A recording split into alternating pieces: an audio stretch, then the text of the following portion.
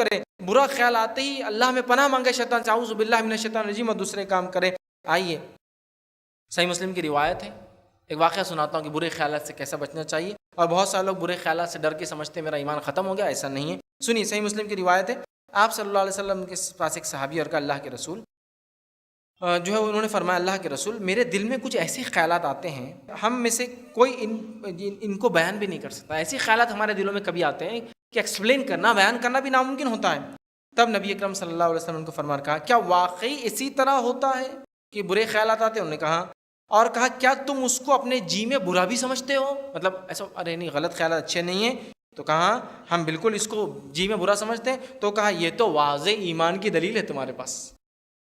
بہت سے لوگ خیالات آئے نا, وسوسے آتے تو نماز پڑھنا چھوڑ, کیوں بہت آ رہے وسوسے, یہ تو ایمان کی دلیل ہے تمہارے. گندے گندے وسوسے آتے. صحابی نے کیا کہا ایسے وسوسے آتے خیالات کہ آپ کو تو ہم بیان بھی نہیں کر سکتے. تو کہا ایسے ہی ہے پکا؟ تو کہا یہ تو واضح ایمان کی دلیل ہے تمہارے. تو شیطان آتا ہے, شیطان ایمان والوں کے پاس آتا ہے نا. سنیے دوسرا واقعہ,